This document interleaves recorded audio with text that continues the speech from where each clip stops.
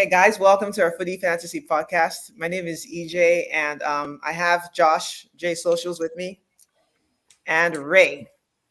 We're gonna keep this quick and short because we all know what's going on right now. We're all excited to watch the game. So just know that we're sacrificing our time being on this podcast, but it is what it is. Um, yeah, we're definitely gonna jump right into it. But before I do, I want to make sure we talk about our handles: YouTube at Footy Fantasy, Twitter at Footy at Fantasy, and Instagram at Fantasy Footy. So if you're not already following us, join us and get our numbers up. All right, so Euros 2024. I just kind of wanted us to talk about the moments thus far. I'm sure you guys have been catching the games. If you haven't, you've seen the highlights. So what do you think so far? And then we'll talk about Final Four and who the cup favorites are. We'll start with you, Josh. So far it's been a promising. First of all, thank you for having me on the show. I really appreciate it. Always nice to be here to talk to the panel and obviously banter everyone as best as I can. But once again, happy Father's Day to fathers around the world and soon to be fathers as well. So get to it. So it's definitely been a promising tournament. Unexpected. I was a little nervous because I thought the players would be tired, a little slow to start. But the Germany game it set the tone for sure. It definitely set the tone. I already had Germany as my dark horse. So seeing them perform the way they did against Scotland it's already promising signs of how far they can make it into the tournament. So that was good. Musiala, I know he plays in the Bundesliga for Munich, but we need to start talking about this kid. I know a lot of us are Premier League fans, and we love to talk about our Premier League players and our English players, but there is a lot of talent out there in Europe in the likes of Musiala. And then if you go to Spain, we were just talking about that before we went live. Another great game. I didn't think, obviously, I didn't think that Croatia was going to win that game, but I didn't expect them to make it that easy for Spain. But so far, it's definitely been good. I think this is the tournament for the young and upcoming, the next generation, where we're going to be talking about the Jude Bellinghams, the Musialas of this world. No longer. I think this is the tournament that just draws the line in the sand with the Ronaldo generation. The Messi Ronaldo generation is now, I think, officially behind us, and we can now look forward to the future. So far, it's been good. I'm happy to see Italy back in the tournament as well. The Netherlands is going to be tomorrow. I think those are two historic teams that, as much as I don't, being also representing France, I don't, Italy and France are just, do not see eye to eye, but it's still nice to have teams like that in international tournaments. It definitely makes a huge difference. So looking forward to the France-Dutch game tomorrow. So No, Netherlands played today. they play today? Yeah, they played. They play in the evening. Okay, they do play the last game. No, Netherlands played this morning. Okay. Oh, they played the They other won. team. They won whoever they played. Okay, because France is playing Austria Right. tomorrow. France plays Austria tomorrow, and they're all in the Okay. same group. They played Poland. Poland. Yeah. Poland, yes. And that started out 1-0 for the longest, and then they equalized and then won. Okay. Oh, awesome. Okay, I definitely got to watch the highlights this evening. Yes, Then. they won that one. What about Yuri? What do you think?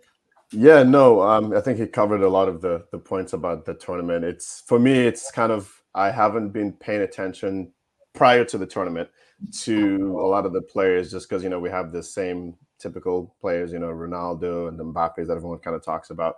So it was cool to kind of almost walk into the Euros a little bit sort of, we're fresh in terms of like fresh players. I mean, some players we already kind of knew up and coming, but it's cool to see. So I'm actually very excited to see which other players, like Musiala, some of us have known about Premier League, but it'd be cool earlier on to kind of perform.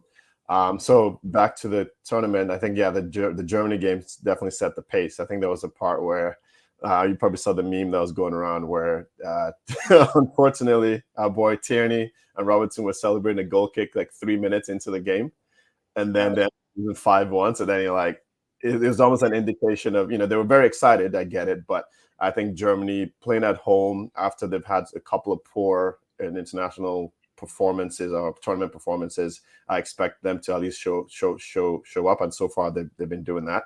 And France, so usually like France is generally the team that I tend to support in Europe as well. But the thing about France is like they kind of tend to play the level of the competition. So what that means is like you might get a very boring game against Austria, but then they'll probably make it through the next stages, and then they kind of step it up as the competition gets better. So not jumping too far ahead. It'd be interesting to see, like, the game might not be that exciting, to be honest, but they'll just get the job done. I can see that. Netherlands, it'd be cool to see as well. Yeah, Spain is very exciting, and then Italy as well. Sorry. England scored. Bellingham. Bellingham. It's coming out.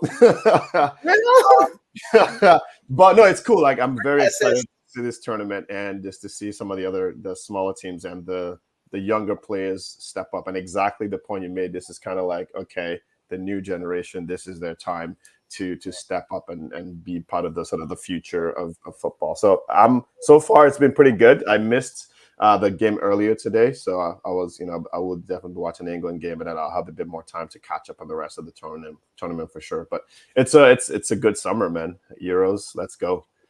Let's go. Let me take some comments before I talk about mine. Aya saying, "Happy Father's Day, esteemed gentlemen. It's been a ballers only tournament so far. We the fans of attacking football are eating good." And his moment so far, my boys Musiala cooking Scotland and Barella goal versus Albania. Okay, yeah. I mean, over the what's his name's goal? Fabian's goal. That was nice. But yeah, I mean, like Ayo said, like you guys have all said, very like high flying start to the tournament. Honestly, I didn't rate Germany just because, again, like Ray said, some of their past seasons have been underwhelming. Like World Cup, they got kicked out 2 times in a row. Like, so I know I didn't rate them, but now I'm happy for them that they're finding their feet back. Their team looks solid. They have a good coach. My favorites have always been, for the last 3 years, England, Tres Leones, as I call them, 3 Lions, and no one likes them. I think their fans are so arrogant, but I'm here to tell you guys, including you who are supporting other teams, that they're going to win this tournament. This is their year, even though I said last time. But guess what happened? Remember what happened last time? We actually went to the finals. So I don't think it's unheard of that. Honestly, if we don't go to the finals and win it this time, we need to get rid of our coach. And we started well just now, obviously. So I mean, we're playing Serbia. Serbia is a solid team. Serbia is one of the teams that they expect to leave that group. We're in a group with Slovenia and Denmark as well. Denmark and Slovenia played today to a draw, which was unusual. Everyone's thinking that they're going to pile on Slovenia. Mm-hmm. Slovenia has that guy. If you're an Arsenal fan, you understand that we wanted Sesko, or we considered him. I'm not sure if it was a legitimate consideration.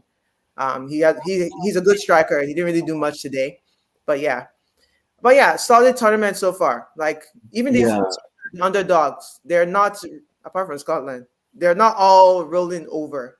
To be honest, though, historically, Eastern European teams have never been a rollover. Like, they never really had. They might have 1 or 2 names on their team, but they're not rollovers. Especially like Serbia, for example, that's playing right now. Eastern European teams have always been known to give a tough time, kind of like South American teams in the World Cup, right? It's never an easy game. So we'll have more games coming up. We'll keep watching the tournament. I'll keep watching the game on the side. I'll let you guys know what happens. And let's move on to Copa America. Are you guys planning to watch Copa? I mean, there's so much sports tournament this year. It seems unusual. But I mean, we also have Olympics coming. So they plan to play football again in the Olympics in July. Mm-hmm. These players are not like, what's the plan?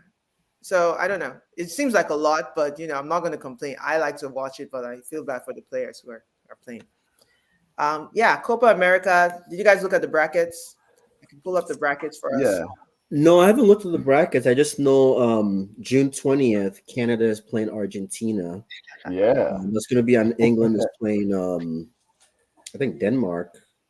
Okay. That's supposed to be like June 20th is supposed to be the for most people it's the football. It's the Okay. day of because Okay. Spain plays Italy that day as well. Oh snap. So before we jump to the brackets, I'm just trying to understand. So I'm assuming Canada and US got an invite to Copa America, right? Yes. This is math in. I'm trying to figure Okay. out. Well, you know Usually they what? have, You know what which they is keep fine. in this Copa America tournament. I believe USA has played Copa America before. I don't know if Yeah. I don't believe they played it last time. Maybe they I did. I don't. think they did. I think that was the first time they played it last time, and then this year they included Canada and Mexico. Yeah, because Actually, Jamaica Right. Jamaica is is in there. it too. And Costa Rica. So is it? Yeah, I guess now they've So they just does the combined. Americas, yeah. yeah. It's now America. Ah. I think it's Okay, but it rebranded used to before. be just South America, which I remember. Yes. Okay, Yeah. okay, But what okay. they're doing is for the qualifications for international tournaments, it Mhm. Okay. goes back to the separate Americas. Okay. But just for the Uh, Copa is where they all just, which it kind of makes sense because Makes sense. it helps Central America become, it elevates the standards, right? mhm, mhm, Because Canada playing Honduras all the time is not going to help. It's not going to benefit each other, either team, right? Because mhm. you're not really gaining that experience.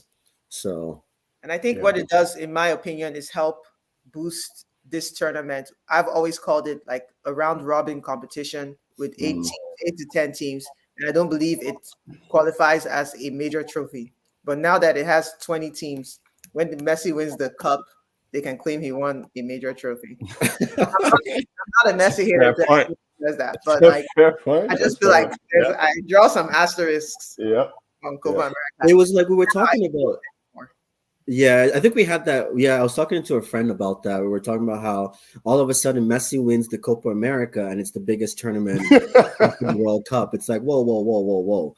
Like, what happened here? What What Ballon happened d'Or here? ahead of Lewandowski on the back of winning Copa America and finishing third in La Liga in 2021. So Hey. if he wins Copa America this year and wins this American team thing, MLS, he will win. Ballon The d'Or. Ballon d'Or. Wow. That's why That's that's oh another my agenda I'm gosh. trying to fight. I'm trying to push. That's why I need my team, aka England, to win the Euros. I believe if they win Euros, my boy Bellingham cannot. Oh, It will be that, impossible. Hmm. so that's where you go with this. That's where Yeah. I'm going. I Actually, have, Kane would be a good shout too. we Kane. can't let it happen. You can It's very specific, like He's very, like very very specific. specific. I know Kane. I already know Kane's not going to do nothing this time. I already know. Really? Hey, when you said something about Messi switching the guards between Messi and Ronaldo, I think Kane also is one of. He's not that generation. He's like an in between generation, but he is born in Yeah. 1993. That makes him 31. Mm. He will also be phased out by the next World Cup. We need to have replaced our striker for England. Well, it depends if you Okay. keep Southgate, then you might still have the Yeah, same I think England is to might have get the rid of same team, just Southgate. older. Yeah, yeah, and then we'll be doing a This lot is of what politics every year again. that's what France is going through. Why is Giroud still playing? Why It's his last tournament. did It's But you Conte know come? what it Why is? did Conte back? go ahead. But you That's know like what it is with France is a bit different. Like actually France is different from England. It looks like we have the same players, but we don't. The difference is the new generation of French players. We have a lot of players in the same positions. So midfield and defense. That's where we have a lot of the new talent. But with this French team, that's something I've really been skeptical about with the French team is that they have a lot of names, but they don't have that experience. That's why the likes of Giroud is still that true number 9, and the work he gives you off the ball. I think that's why it's nice to have someone like him. I don't think he's gonna start. I don't know. He's somebody to bring off the bench and score you those goals in those games where it's pretty tight. So yeah. Yeah, that's fair. A few more comments. I have said Fabian Ruiz goal versus Croatia was special. CONCACAF teams are invited to. He's talking about the Copa America, and then Messi can't win Ballon d'Or. I should not be surprised. He can win it clearly. He won it after winning the World Cup, and he was playing in MLS. Okay, And he was clearly, and he wasn't the best player in that tournament. But not at all. let's 100% not. lest we digress. But Okay, I think Mbappe was the best player in the tournament, but like, Yeah. but I knew it would go to him when he won the World If Cup. you want, Yeah. makes sense. All right, I mean, I'll call out the Copa America groups. Okay. And then you guys tell me which two will come out. Let's do it that way. So Group A, we have Argentina, Peru, Chile, and Canada. What do you think? Argentina, Chile, I think. I think Chile. yeah, that's kind of what I'm leaning towards. Okay. Yeah. Canada has a good team too, though, but I don't think they have the experience yet. Mhm. They They're don't, not but like experienced enough. they did it. I'm trying to think of what they did in the World Cup. They drew against Belgium.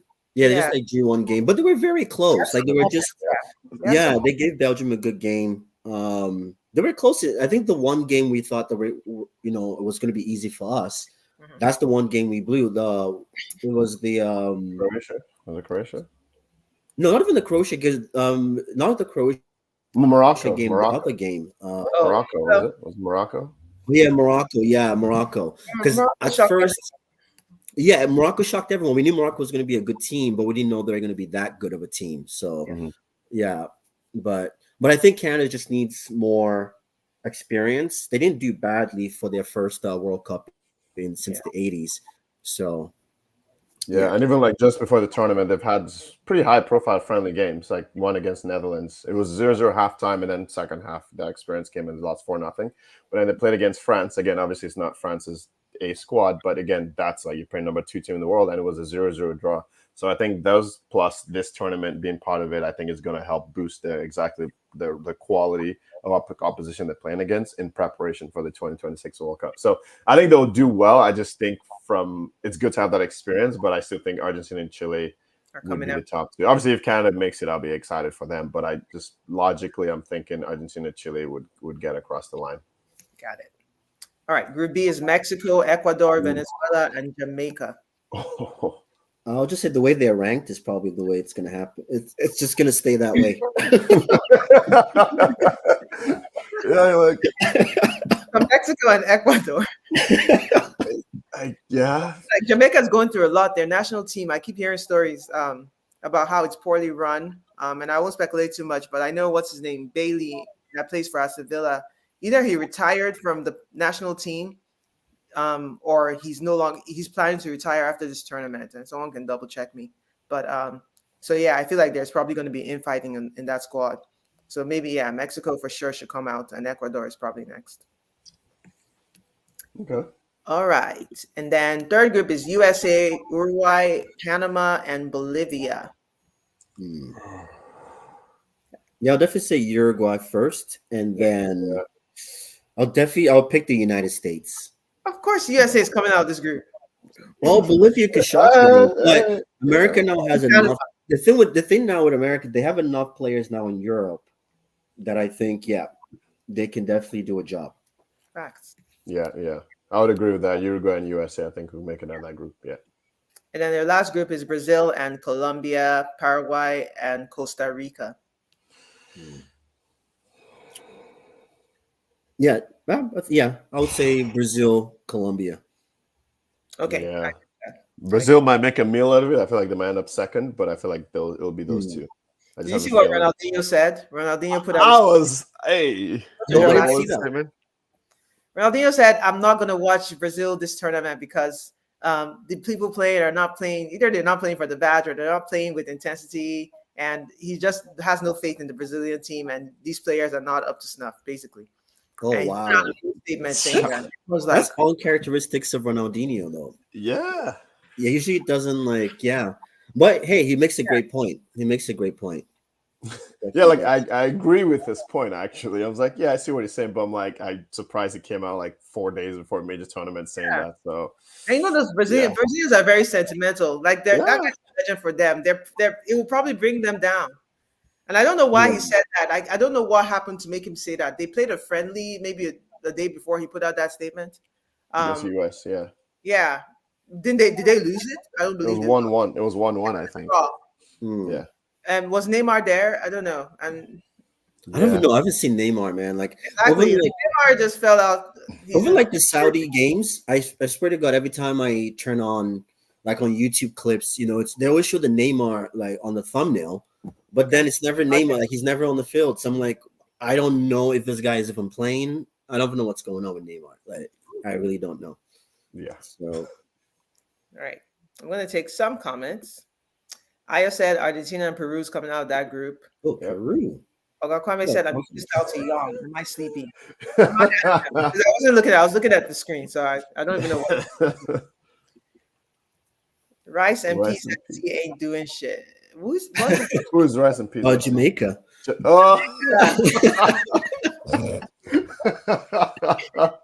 I'm not among that. Damn. Okay. I said Mexico and Jamaica. I have to remember who we said. We said, we said Ecuador, Jamaica. Ecuador. Okay. We said Ecuador, Mexico, Jamaica. Ecuador. Yeah. Okay. I think. Yeah. Okay. That's interesting theory. All right. Uruguay and USA. Okay. Yeah. And Brazil and Yeah. Paraguay.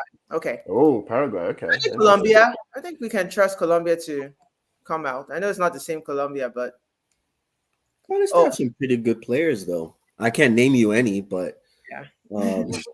Fact. Oh, he's I back. saw Ronaldinho here. He said he backtracked on the statement today after Rafinha criticized him for it. Of course, sounded high. So, yeah. So Allegedly. So I think who do you think will win though? Like, if it comes down to it, Copa America is interesting to me. It's very like every time I watch it, I'm like, it just seems scattered, like scattered football. It's like they play more with passion and tactics. I don't know. Yeah. It really depends. It could be Brazil or Argentina. That it usually comes down to those two, unless someone else is having a spectacular tournament. So I expect it will be. Hopefully, they separated them to where they can meet in the final. We have a dramatic final, and yeah. But the way I'm looking at it, though, like because the Brazilian team, kind of like what Ronaldinho was alluding to, he's not wrong about that. I can definitely see a finals if they don't end up meeting. I don't know how the brackets work. But I could see Uruguay, Argentina final because Argentina still has a relatively young team from the World Cup. And then Uruguay has some really up and coming players as well. So I can definitely see on Uruguay, they're definitely are a team that plays for the badge. They definitely play for the badge. So I can definitely, if Uruguay and Argentina do not meet before the finals, I can definitely see a Uruguay-Argentina final. Okay. So. But I think we can all agree that with Ayo that Argentina should be the heavy favorites, in my opinion. Well, you would think in the World Cup winners. Cheaters. Yeah. I think so. But honestly, like because I was just looking at the bracket too, so it looks like basically A, B, 1 and 2 play each other, C, D, 1 and 2. So most likely it's going to be either Argentina, Uruguay, or Argentina, Brazil in the finals. Okay. That's how it's playing out. So yeah, I think honestly, I think Argentina again. I don't like Argentina. Like I just can't stand that team forever. But hey, man, well, because they're always grouped with Nigeria, man. They're always grouped with Nigeria, and I feel like it's the same. Yes. It's the same script every World Cup. It's the same script. Yes. We hold on to the 80th minute, and then Messi shows up. Exactly. 100%. But I think, like again, I'll be very shocked if anyone else besides Uruguay and Brazil get to that point, and I'll be very shocked if either of those get across with Argentina. But I mean, I'll be happy. But I think Argentina is very heavy favorites, and again, the Messi narrative, like you said, I think allegedly some referees don't work towards making that happen because we saw it in the World Cup. I'm just saying. Still bitter.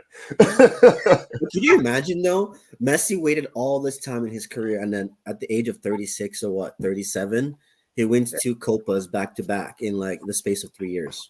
That's great. Yeah, that would be wild. Yeah. Okay. Before we go to the next topic, do you think Portugal is a dark horse? Because people are saying Ronaldo and they're going to win the Euros. I think so. You can put them, yeah. Huh. My only reservation with Portugal, the Portuguese team, it goes back to the Man City and Pep thing, where I've always said it that I don't I always have reservations with, apart from like your Phil Foden, um, Mahrez back in the day, Gundogan, those guys. A lot of the Man City players, I'm always skeptical about them because I'm like, yeah, you might look decent in the Man City shirt because of how everything is just so organized for you. You can make 100 passes here and there, but I'm always have that reservations with them individually as individual players. And Portugal has a lot of Man City esque players, so I don't know if they're able to individually show up in international tournaments, because what international tournaments are about. Your coach is just there to be like, hey boys, supply the oranges and just say, hey guys, give the pep talks when it matters. But for the most part, international tournament is where you need individuals to step up. That's why like the likes of England has struggled because they haven't had that individual. Maybe now that they have Jude Bellingham, things might be different. But in terms of Portugal, that's my only reservation with them is they don't have. I feel like they have a lot of system players, Okay. and that's someone that can. Yeah. So that's my only thing. I feel like they're too system based. All right. That- But that's who else fair. who would you call a system-based player on that squad? But pretty much all like a lot of them play. Most of them play Bernardo for City. Like Silva. Bernardo plays for City. Mm, Diaz plays for City as well. of course, Well, Diaz. Cancelo did play for City. So I don't know. I just look at that Portuguese team. I just see Man City / Wolves. That's kind of what I see, and then a few of Yeah. the. I might just be biased. It might just be my bias, but Yeah. I'm I sorry. only, One last I only point. see Sorry, Ronaldo one when last. I see that team. Sorry, go ahead. I only see Ronaldo when I see that team, and I remember 2016, the Euros ahead of France, who I predicted would win, and so I'm not Well, happy. So yeah, they don't better remind me of that Euros. Yeah, I not. still with France. We've gotten like we've had tournaments that it's been stolen from us. Like the Zidane headbutt. Oh yeah, The with the Italy one. Then you had the Euros, and then there's another one too that could have won. Actually, the Switzerland one Yeah. in the last Euros. Like that was just okay, like that game, what yeah, in the world? Like it felt like Switzerland just got possessed. Yeah. You know what I mean? And it's like those are those moments where you're just like, okay, but we know what happened the next round, right? They just got slapped like we expected them to. So, but yeah, so you have those moments with France where it's just like, if they just went over the line, they could have won. But sure. yeah, I think just to add to the point about the system-based players for Portugal, I think that actually might work in their favor in the sense of having the personality like Ronaldo, because we're always talking about like, okay, we thought Ronaldo would have phased out of the Portuguese team by now, at least I thought so, but then probably because that in a way their job is to kind of like feed Ronaldo to like to with that he has that experience to get it across the line. He might not be tracking back and being part of the team like everyone does. So in a weird way, like the games might not be that exciting, but I can just see that being where it's like a 1-0 and Ronaldo gets a tap in or gets the penalty or whatever it is to get them across. But I don't think they're not favorites to win, I would say, but I can see them kind of almost boring teams into sort of that system thing. And then Ronaldo is the only one that I see that has that personality. If they didn't have Ronaldo, that would be a different conversation. Then it's like, ironically, that would, I think, would actually free them to stop being so system-based and someone else step up.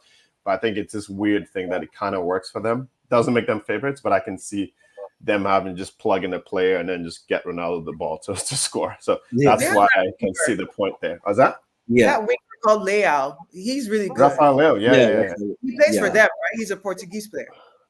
Yeah, he definitely he plays for them. Yeah, he's definitely one of their top players. But it's just I see what you're saying about, and that's the thing. The Portuguese team has kind of changed over the years as well. So it's not exactly that was one of the things. Yeah, that was my second point was Martinez, right? He didn't do a great job with the Belgian golden generation. He's the manager now. Yeah, so I don't know, but you never know. Things might be different, right? Things might maybe Portugal might be a different. Also, the language barrier might not be there too because he's Spanish and Portuguese. Right, they speak Portuguese, so sometimes that could just be the difference, right? It's just maybe it just didn't work out for Belgium. So yeah. Sure. All right, let's move on to our last topic of the day. We got to talk about Ten Hag. Ten Hag thoughts and expectations. The gloves are coming off now. All the Man City gloves are coming off. we're going to We are ready. Olga Kwame is asking this. I just he threw it on there. I guess he didn't know the topics. Quick off-topic question for Josh: how do you feel about Finidi Joe. INOS keeping White Finidi George as manager? I know you also wanted him gone, so that will help us begin this segment. All right, go Did ahead, Josh. Finidi George do well for Nigeria as a coach? Did he It's do well? I'm It's just terrible. He's sucking right now. He's sucking right now. We might not qualify for the I World can't Cup. believe he's calling him White Finidi George. Ten Hag won 2 trophies for y'all. Damn. Finidi George didn't even win 1 game. I feel like it's wait, I'm so confused. Wait, who was the coach for? Because he was so they let the coach go from the yeah. Nations Cup. I think he quit. He quit after the Oh, tournament. he quit. Oh, He wow. recognized that Nigeria is going to move mad, as expected. He quit, Man. and then Just he hired. not to get this whole thing. Mourinho keeps talking about how FIFA needs to change it that people should play for their country of ethnicity or whatever, which is bullcrap. Because at the end of the day, if these countries like a lot of like Nigeria, for example, Jamaica, if these countries actually took their football seriously, why would they want to be struggling to play for France, England, all these other places, right? So I know it's one thing to just say that people are picking all the nationalities to play for, but then it's like, okay, these guys are playing at a very high standard in Europe. It's like, why can't our FAs figure this out? Yeah, it's crazy. Like, why would Musiala need to play for Nigeria? Yeah, I was watching this one video, and it's like pretty much now, every upcoming talent is of Nigerian descent mixed with European blood. Like Olise, this guy can play for 4 different countries. Yes. But that's what's happening. But it's like there's so much talent out there that Africa should be winning the World Cup. All these countries should be winning the World Cup, but it's just poor. But like we said, right, this could become a whole political show if we stick to that. So, but yeah, I guess back to the Ten Hag. Yeah. It's to be fair, man, it was tough when I got the news. I got a message from Io. He's like, what are your thoughts, man? What are your thoughts? I was sad. I was sad, to be honest, because I was a little disappointed because after what we went through last season, after everything, and also like all the news and all that for the last 3 weeks of, is he going to be staying? Is he going to be gone? You would think he would go. And I can kind of see their point in terms of they're trying to have the safe, they're trying to figure out, they're trying to make the right decision in a safe way. But it's like, nah, you got to take that risk. And I think as United, we haven't been able to take the risk that we need to take to get back to the top. So I'm a little disappointed as a fan. I just feel, is the word dejected? I guess that's the word. I just feel like, yeah, because after last season, I've never felt this way as a fan before. Like I've never felt so low as a fan, right? And then to see now, it feels like we're going to be writing off another season again.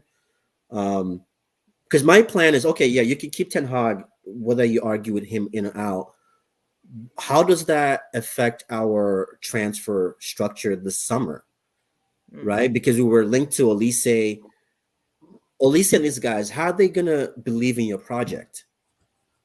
How are they going to believe in your project? Because if I was a young up-and-coming talent or as a football agent, why in the world would I tell them to sign for United? A 5-year contract with United. We've seen what's happening with Sancho. We've seen what happened with Ronaldo. We've seen what happened with Pogba. Like the list is endless. Yeah. Right? The list is endless. So now you're a new 10% owner. We're thinking, okay, come in. Yeah, your first decision might be wrong, but make a change. Make a change. There's coaches out there. Make a change. But I think it's just very lazy. It's very lazy recruiting in terms of management. I've always said it. I've been saying it this whole season, that this season really proved to me that United's problem is not necessarily the Glazers are part of the problem, right? Because in terms of investing in the grounds and things like that, yes, they are a problem. But when it comes to on-field things, I think Manchester United fans, they're painting a brush that is not true. I don't think the Glazers are really the problem. I think the fan base is the club's biggest problem.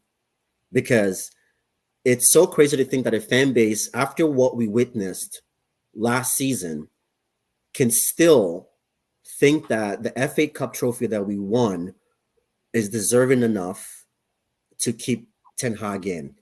And it's a weird thing where it's like, it feels like we've adopted a victim mindset where we want to blame everybody.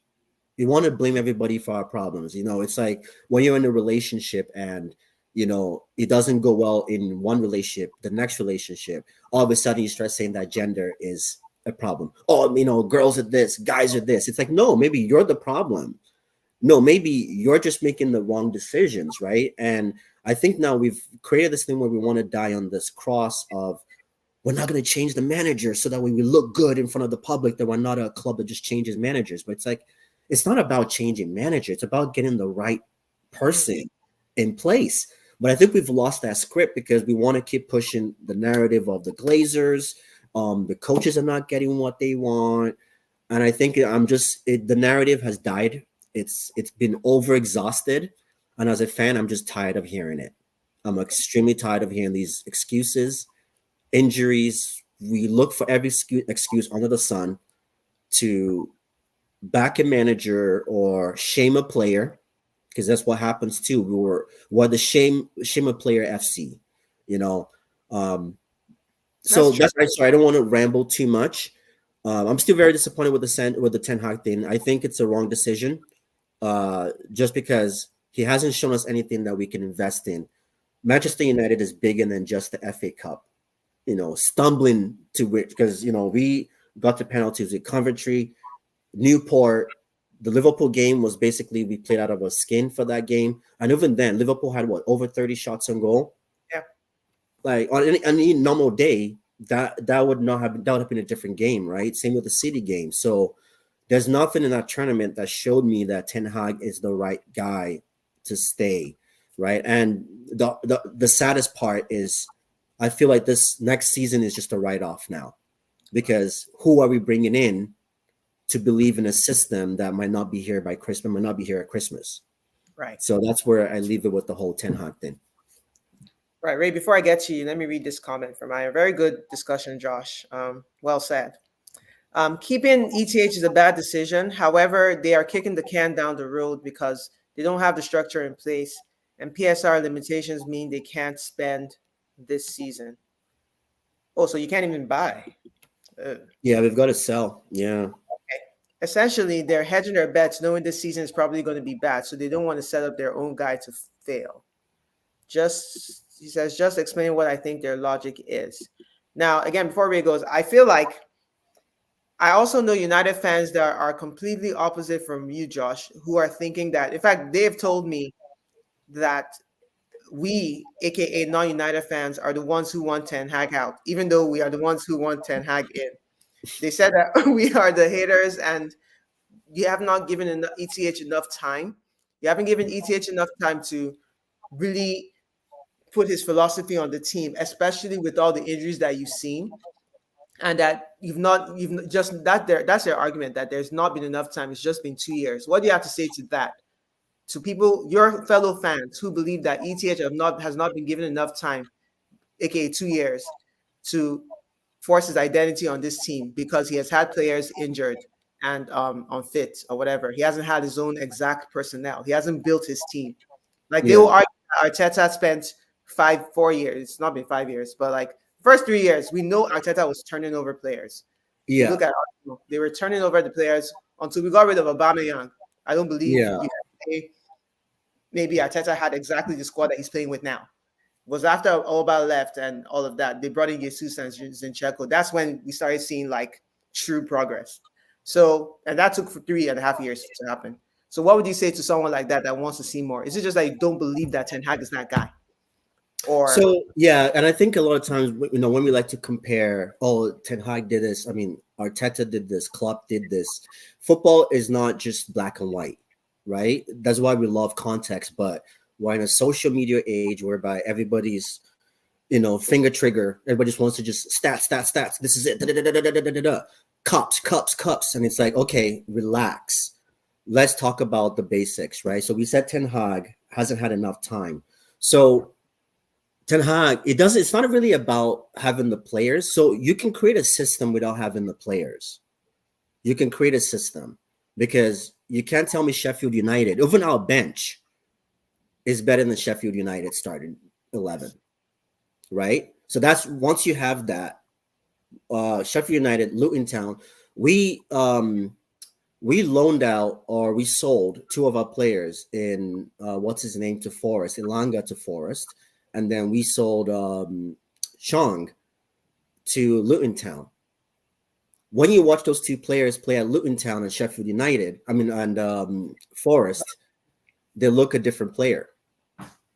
I watched a lot of relegation teams play. It's about the organization of a team. It's about understanding what each player's role is in that team. And Ten Hag has failed to show me that there is some type of blueprint.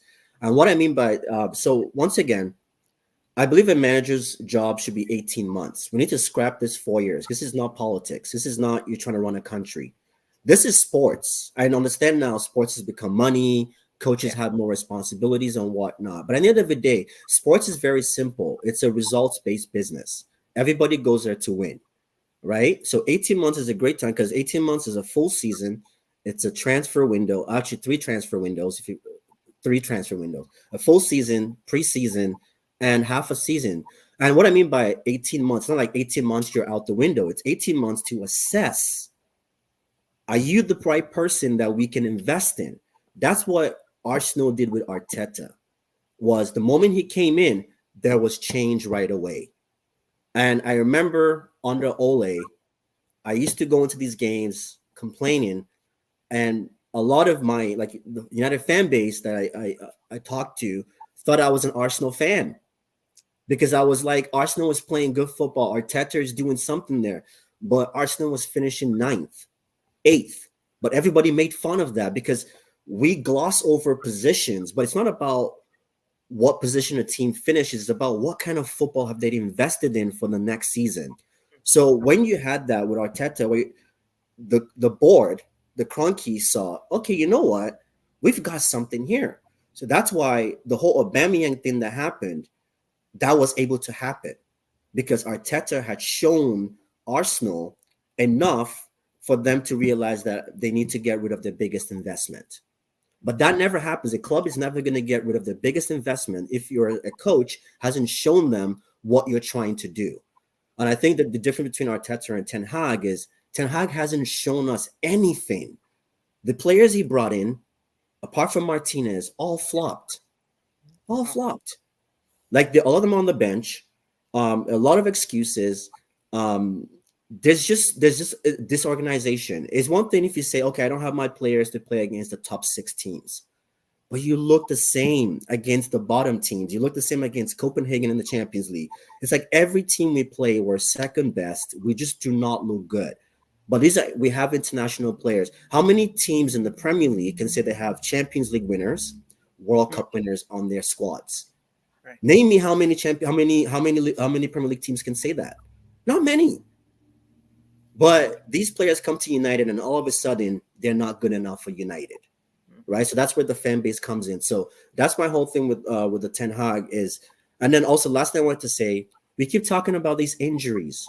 Martinez, he gets fit, he gets injured in training, they count that as another injury. So yeah, so if the same player keeps getting injured over and over again, yeah, we have 50 injuries. Because someone point out to me that FA Cup finals that you saw, who on that team apart from Martinez, who else on that squad hadn't played, wasn't fit for most of the season? That's true. Like name me who. But we have this illusion that we just want to say injuries, back line, different pairings. Look at Real Madrid. Real Madrid had a retired Nacho at center back against Man City. They had Carvajal, whose legs are done. If Carvajal was playing for Manchester United, we would have said that his career is done. He should go to Saudi Arabia. Yeah. Right? But because we don't have a coach that can actually, it's not about getting the best toys in town. It's about what can you do with the tools that you have right now. And then Show me what you can do, and then we'll spend the money. Not the other way around. You know what I mean? We don't get jobs and say, pay me first, and then I'll show you what I can do. Right. Right. So that's my whole thing is, so the fans that will talk about giving him time, you have to see something to invest in the future. If not, we're just spinning our wheels. And then, two, what injuries? What injuries? And then three, the third one I was going to say really quick was sorry, what was the third one I was going to say? I kind of missed my point there. The third one. About time. Okay, no, you already said that. Yeah, I said the time. Yeah. So the third one I was going to say was oh crap. Yeah. So the third one was going to be, we also have to remember player careers are very short. 10 years max. That's why the World Cup, the Euros are very special tournaments, because they happen every 4 years. You're not guaranteed to make the next one. So when we're talking about, oh, just bring a coach in, let him sit here for 4 years and do whatever he or she needs to do. But meanwhile, players' careers are just slowly fading away. Look at Rashford now. That everyone's abusing Rashford. But what coach has Rashford had since he came out of the U team?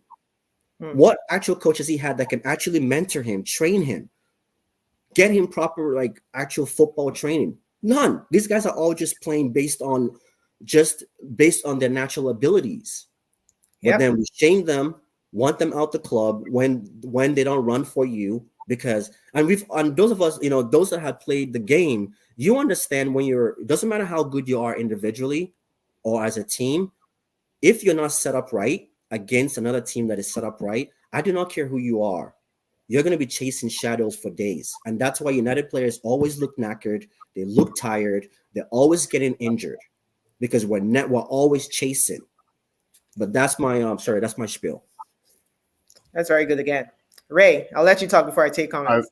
No, fair enough. I mean, I think you touched on a lot of points that I suspected as an outsider coming in, because most of the time half the conversation is always about banter and you never really get to the substance of things. So I'm actually appreciating, this is my first time meeting you. I appreciate that context too, because I think it's important just to be able to and have that understand where things are. So from an outsider perspective, looking at United, everything you said I agree with actually. The one thing that obviously as a rival fan, okay, now I put on the banter hat now. I'm like, yeah, cool, Ten Hag, because basically they're just kicking down the issue down the line, which is exactly what you said in the comments as well. So my question is, so what does United look like next season? Is it more of the same? Are we go like the youth player route? Maybe because the minor came up, so everyone's excited. Is that the plan? I guess so. Essentially, I just see it as like more of the same, and they weren't willing to. It's almost like they weren't willing to make that risky, bold move for fear of the fans' repercussions that they didn't go get Xabi Alonso, or because whatever, just picking a name that's out.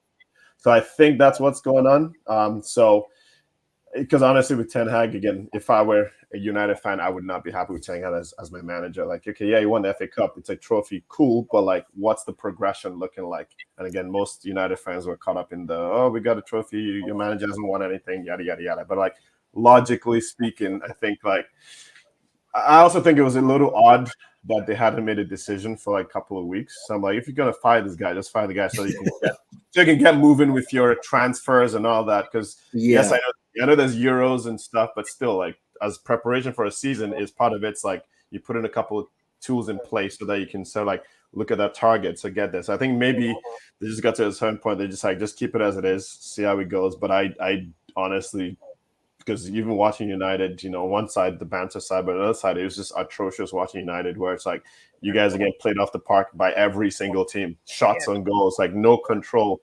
So is it going to be more of the same next season? I guess, because nothing's going to magically change. And exactly your point, top players, now you have to pay a lot more money or wages to convince them, because you don't have a project to convince them on. Yeah.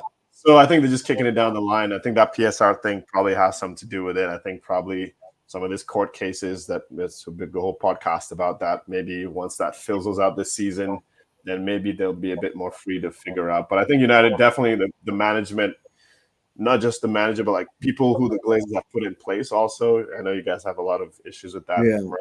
Having a structure in place, right? So that then you can believe in something. I don't think they're there yet, and I think that's why they're just like easy decision, keep it as is, and then we'll be happy with individual performances against Liverpool and whatever next season. And About, you yeah. know, I can just see the same Well, happening. you're right, and that's very like once again very lazy management, and this is why it's kind of giving me like PTSD all of a sudden, because it's like this is what the Glazers, we complain about the Glazers doing, quick fixes. And what I mean by lazy recruitment is, people keep saying, oh, there's no managers out there. There's no managers out there. I'm like, Manchester United doesn't need a Zidane. We don't need a Pep. We don't need these guys. Yeah, Right. obviously Pep would be nice if Pep says he was coming through. Don't get me wrong. But this is not what we should be going for. Like, look at Crystal Palace. I know it's only his first couple of months. How are these mid-table teams able to fire their coaches, go to Spain and Italy, and get a coach that is top 10, that is all about systems and structures? Because Manchester United, it's one of the most sought after jobs in world football, actually in the world.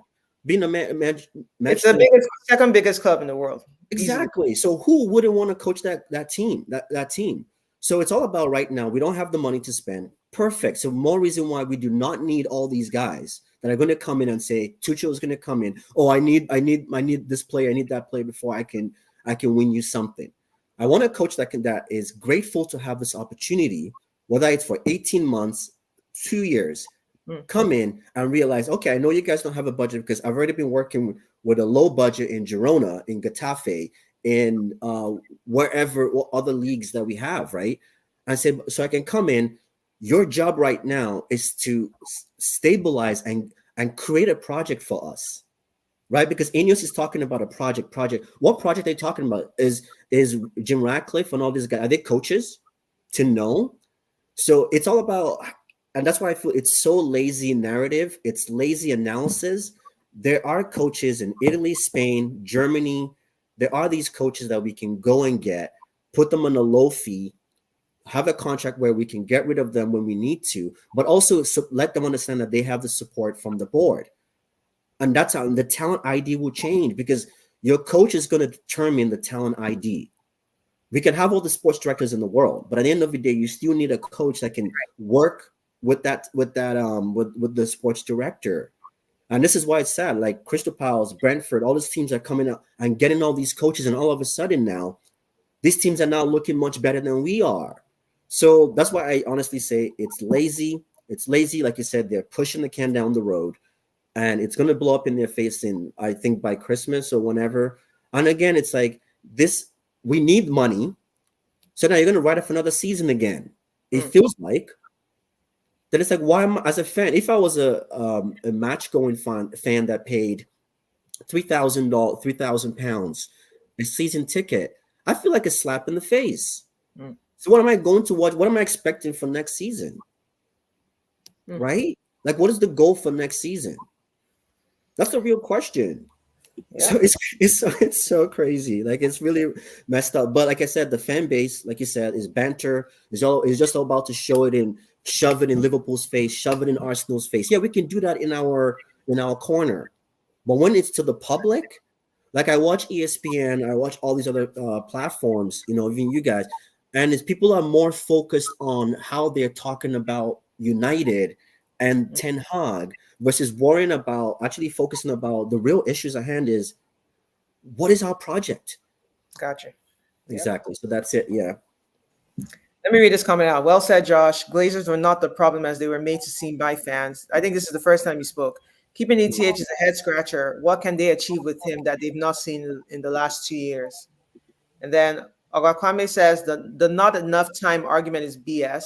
We're not asking for his system to work. We're only asking for him to show us the skeleton of the system. We haven't seen that in 2 years.